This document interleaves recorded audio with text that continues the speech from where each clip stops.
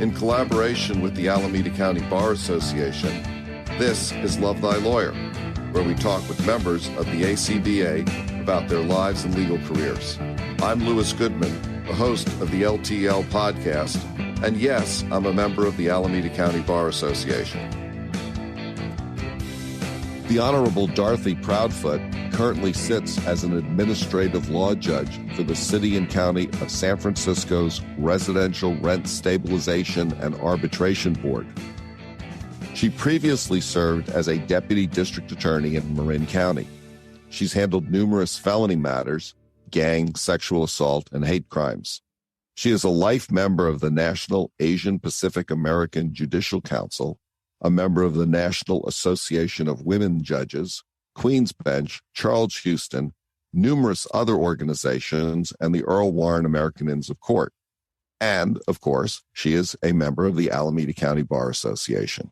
Dorothy Proudfoot, welcome to the Alameda County Bar Association and the Love Thy Lawyer podcast. Thank you. I really appreciate the opportunity to have a nice conversation with you, Lou. Well, I'm so happy to have you. You've participated in a number of these interviews, and I've always enjoyed your comments. So where are you speaking to us from right now? I am in my home in Alameda. This is the same location where I conduct all of my remote hearings. You'll see there's a blank wall behind me. It's not a blurred background. And I've lived in Alameda since 1999, so I'm here.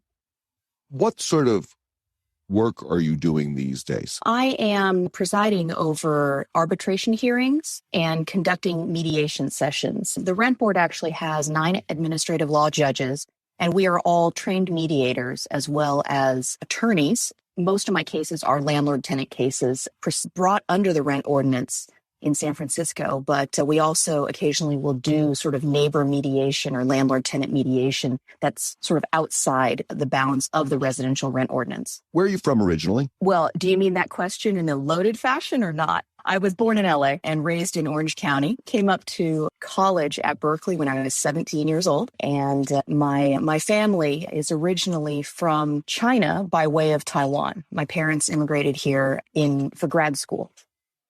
Where'd you go to high school? I went to Fountain Valley High School. Which is where? It's in Southern California, in Orange County. We lived in a very small town called Fountain Valley. It's actually, I joke about it because it's 9 square miles in total area, and the middle of it is a park called Mile Square Park, which is, not surprisingly, 1 mile on each side. Then where did you go to college after you graduated from high school? I came up to Berkeley. I had a chancellor's scholarship, which allowed me to actually pursue my college education. I don't think I would have been able to afford it otherwise. After you graduated from college, you ultimately went to law school. Did you take some time off between college and law school, or did you go directly? I did take time off. I graduated college in 3 years, for a variety of reasons. I had advanced placement credits and I was, for some stupid reason, in a hurry to finish college. But I realized I was very young and inexperienced in the world. So I decided I needed to work for at least a year before applying to law school and trying to pursue my career in that direction. So I ended up working at a couple law firms in San Francisco as a case assistant, as sort of like even lower than a paralegal, not quite as skilled as a legal secretary, but, that type of support staff position, which really taught me a lot, actually. I recall those days as dealing with lots of paper and really getting to understand a little bit of what law firm life is like. I had wanted to be a lawyer for a very long time in a very fantastical sense. I think when I was 7 years old, everybody told me I argued too much. So they all said, you should be a lawyer. And I thought, why not? But I didn't think seriously about becoming a lawyer until I did mock trial in high school. But even with all of that, I didn't really have any attorney role models growing up. So I didn't really know what it was about. I had no idea other than what I saw on TV in, Night Court and LA Law. That's what I saw growing up. How long did you work in the law firms before you went to law school? Just a year. At that time, I can't remember exactly when I took the LSAT, but it was during that time, and I figured I better go back to school before I forget the habit of being a student. So I ended up taking just exactly 1 year. I applied to, I think, 15 different law schools just to see if I could get in anywhere. And ultimately, I think Berkeley might have been the last acceptance I received, with a little bit of relief because I didn't really want to leave the Bay Area. Well, as I understand it, you probably didn't want to leave Cal because of all the great things that you were doing there. There was a little bit of that, let's just say. Growing up in Orange County, it was very conservative. And we had a great, Chinese American community because my dad is a pastor. And so, not only being raised in Orange County, which has a decent Asian population, my social circle actually was a lot of, folks from our Chinese church. Coming to Berkeley was such an eye-opening shock for me. What did you do once your eyes were opened? Well, I joke with people that I majored in band. My degree is in English, but I majored in the Cal band. I had joined, not understanding very much about what it was, how much time it would take. But, I had enjoyed marching band when I was in high school and I was a drum major. So I thought, this is something I should do. And I ended up developing lifelong friendships from that experience, learning a lot about, student management and self-governance and motivation and organization. And I actually met my husband in the Cal band. Did you play an instrument? Oh, yeah. What was that? I played baritone horn for marching, but I had kind of dabbled in so many other instruments. I also played a clarinet during concert band season. And, I've always loved music. I grew up in a very musical household. My entire family is musicians. So that's always been a very important part of my life. So you ended up going to law school at Bolt, is that correct? Yes, I did. And how was that experience for you? Did you think that having taken some time off and worked in law firms was helpful to you in terms of focusing once you got to law school? Yes, I would say yes, because I had worked long enough to realize that being a student is a privilege. After you got out of law school, you practiced for a while in the civil world, and then you went to the Marin County District Attorney's Office. I was hoping you could tell us a little bit about those transitions. Yeah. When I was going to Berkeley, I think the on-campus interview program was very strong and very well supplied with all varieties of law firms. And I ended up working my second year summer at Heller Ehrman, which is now unfortunately defunct. But I ended up getting an offer from them from both their litigation and corporate departments. So I thought that would be a great place to sort of start exploring, continuing that, learning process. And so even though I had done an internship at the San Francisco District Attorney's Office during my second year in law school, I ended up going to the firm after graduation. They were going to pay my bar study expenses, and they made it so that my husband and I could actually buy in the Bay Area with that, having that salary that was actually quite good at the time. These days, it seems like such a distant memory when you hear about starting salaries of first-year associates, but it was a lot for me at the time, more than I could ever have imagined. So that's how I ended up going to the law firm. But I did quickly discover at the law firm that while the work was, really intellectually challenging, and I liked a lot of the people that I worked with, I wanted to be in court.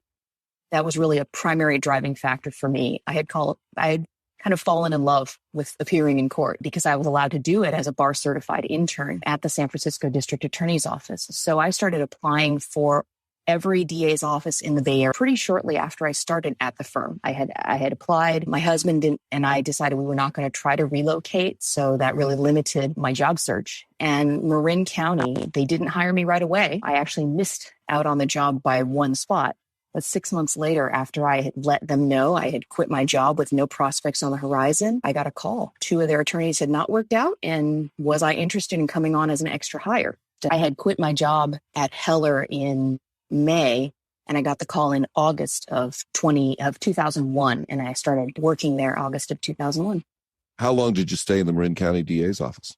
I was there for over 16 years. I even though the commute was not my favorite, the work was just really fulfilling for me. I really enjoyed being in court every day. I enjoyed doing the work. I liked my colleagues. Everything was, really, to me at the time, I thought it was the most rewarding thing I could possibly be doing. I really have always had this sense of justice and right and wrong. From the time I was a little kid, my mom has some great stories about things that I did. But, I thought that was it. I thought I would be a prosecutor the rest of my life.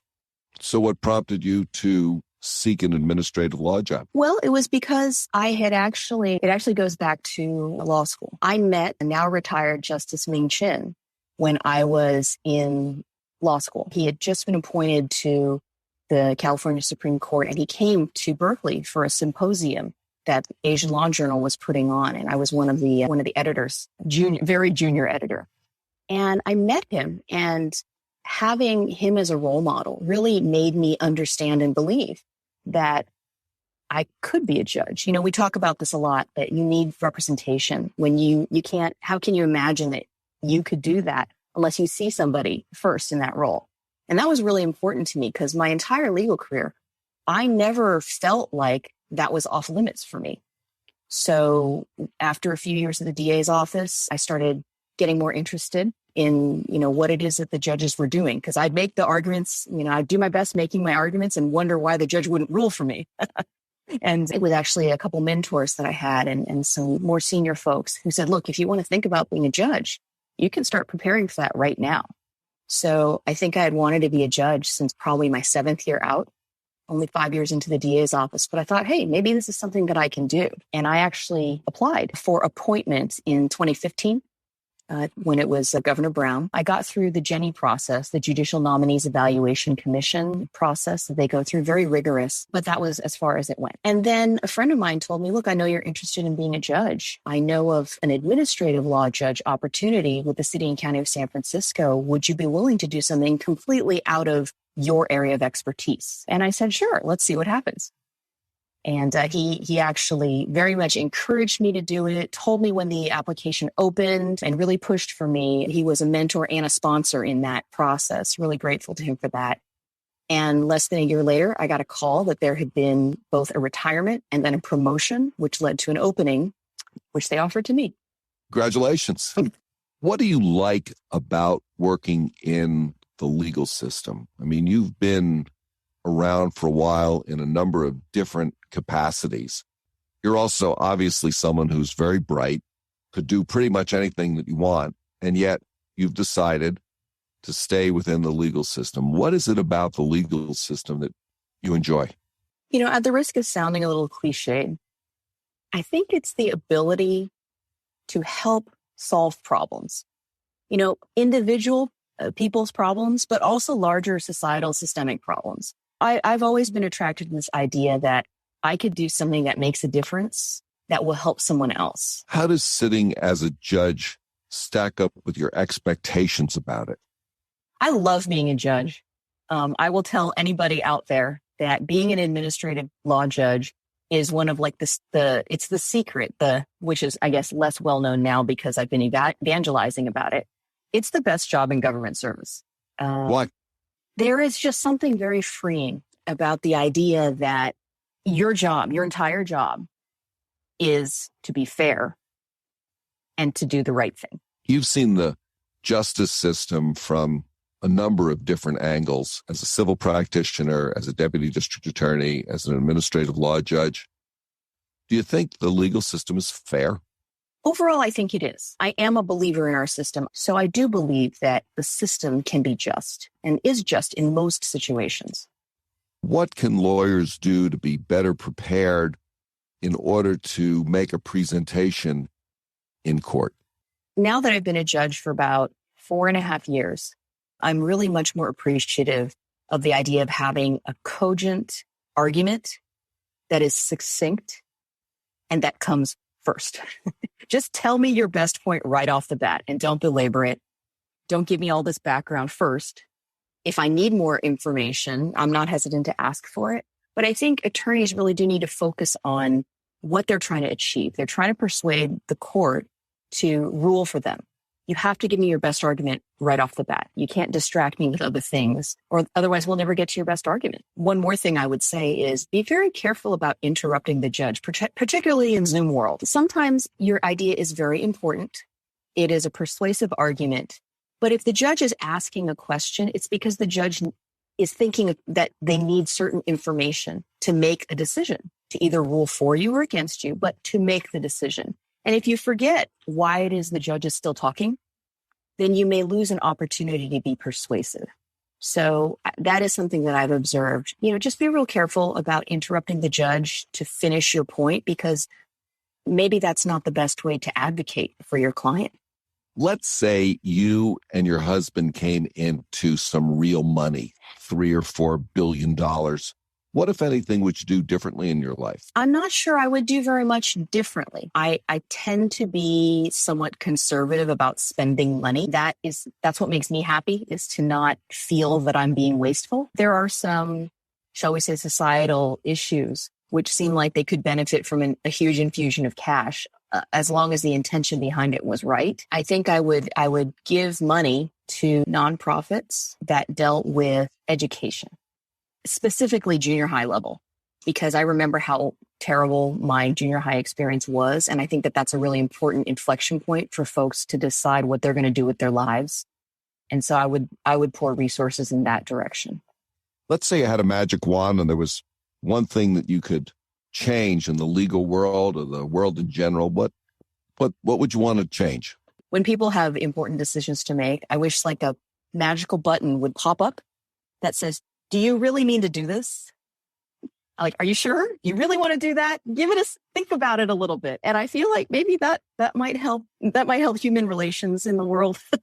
It might sort of be a good example for folks to think before they say something hurtful to other people, before they escalate, before they make decisions that they can't take back.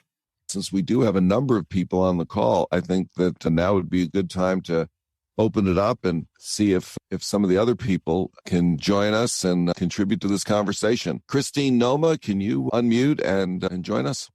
Hey, good afternoon, all. Good to see you, Judge Proudfoot. I actually had maybe two questions. One was how you deal with pro per parties. I think you probably have a whole boatload of those, and maybe percentage of how many come represented versus unrepresented, and how you deal with that situation.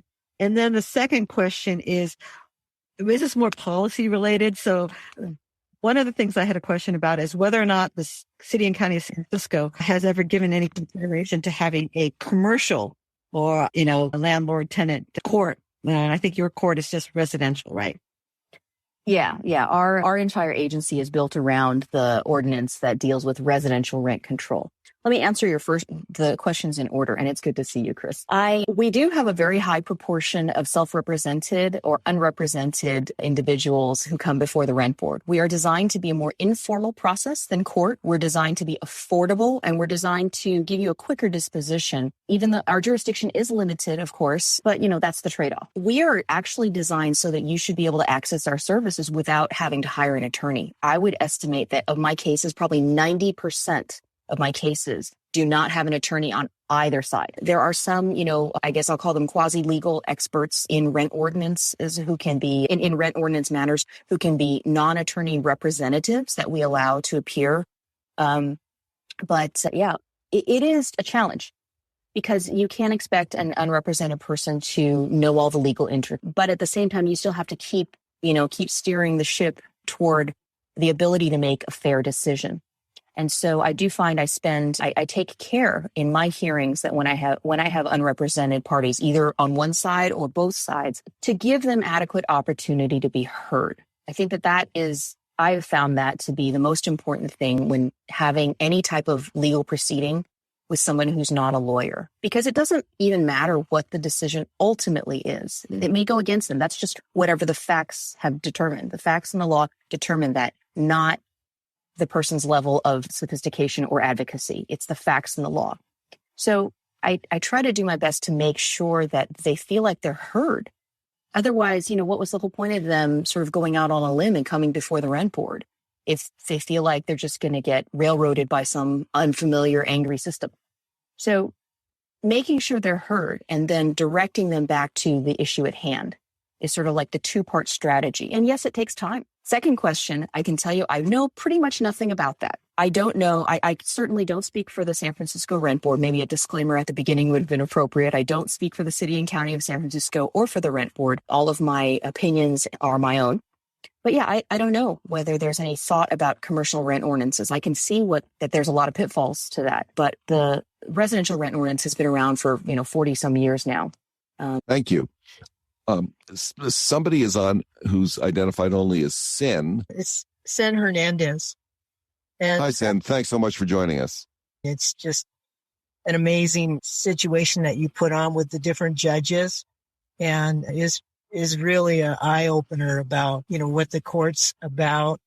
Do you ever foresee doing any in chambers talks with attorneys about the cases like happened probably in Marin County, at least a while back? They would meet and discuss the cases. Yeah, I think it's always important to look at whether disputes can be resolved short of trial. I am a big proponent that there are some cases that just need to be tried, and that is the best way to dispose of them in, with as fair a result as you can get. Okay. But of course, it's important to find ways to send cases down a different path. And so that's been a really important part, I think, of my career development, is learning how to be a mediator and practicing mediating cases. Because for some folks, mediation is actually a much better resolution than litigation. Thank you. Richard Flyer, I know that you have some contributions that you would like to make to this conversation. Please. I think Judge Flyer indicated that he doesn't have a mic on his computer, so he just typed in 4 questions in the chat. Oh, okay. Very well. Well, I will then, with your permission, Your Honor, read the questions. Judge Flyer says, did you enjoy the election process when you ran for Superior Court? Wow. I thought these were not supposed to be hard questions, right? No. But yeah, I got to be honest, I did enjoy the election process. For those of you who don't know, I ran for a seat on the San Francisco Superior Court in 2020. If you all recall, that was the early primary year, March 3rd of 2020, and it was right before the pandemic shut everything down. So I was out there trying to meet as many people as I could, trying to communicate with voters, trying to let people see who I was. And it's a little different in a judicial election because you can't actually run on a platform or positions because that's against the judicial canons of ethics. The short answer is yes, I did. Do you miss being an advocate rather than being a judge? I very much appreciate not being an advocate anymore. There was a transition period for me after I had been a deputy district attorney to becoming a judge. But there are still ways as a judge to advocate, not in the legal sense of advocacy representing somebody else, but advocating for improvements in the judicial system. I still find plenty of opportunity to do that, particularly with my work with the National Association of Women Judges, California Asian Pacific Judges Association. And, I think that there are still opportunities to advocate, but in a different way and in a different framework. So, yes, I miss it, and no, I don't. Judge Flyer wants to know, what is the next employment step for Judge Proudfoot? You really wanted me to say that in a public forum. I can tell you this. I would be perfectly happy to, finish out my career as an administrative law judge at the Rent Board. It's a great place to work, great people, good benefits, and I enjoy doing the work. I will confess to you and to everyone on this call and to everyone in the podcast, I have put in my application with the governor's office. And if that happens, it happens. You have no control over that. The judge has a final question for you. Have you been involved in judicial education programs as a presenter? Not technically through CJUR or through California Judges Association programs, but I have been involved in educational programs from other diversity bar associations and diversity judicial associations. Most recently, we've been working on, demystifying what administrative law judges are. There's so many regulatory aspects of our lives. And, knowing what it is that administrative law judges do, what background they need to have, what education, what skills, what decision-making techniques they can use to make the process more fair, I think is a really important part of judicial education. Judge Proudfoot, is there anything that you wanted to say that we haven't touched on, something that you'd like to put out there? I appreciate this opportunity that the Alameda County Bar Association and you personally, Lou, have provided us to, share a little bit about ourselves and to share a little bit of our thoughts about our justice system and the legal profession, and a little bit about, why I think it's important for people to understand that lawyering is an honorable profession. There are some folks who don't do it right, but the ones who do are really an important force for good in the world. Judge Dorothy Proudfoot, thank you so much for joining us today at the Alameda County Bar Association and the Love Thy Lawyer podcast. It's been a pleasure to talk to you. Thank you so much, Lou. That's it for today's edition of Love Thy Lawyer in collaboration with the Alameda County Bar Association.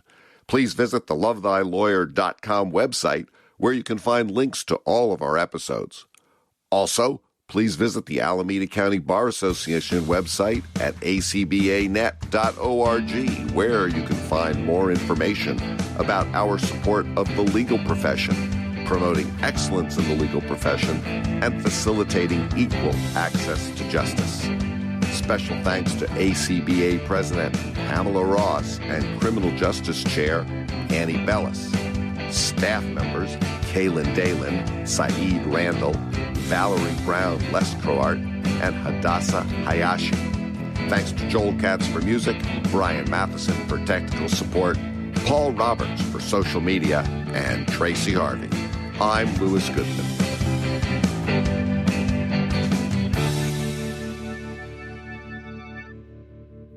But yeah, no, law school was good in so many ways and not great in other ways.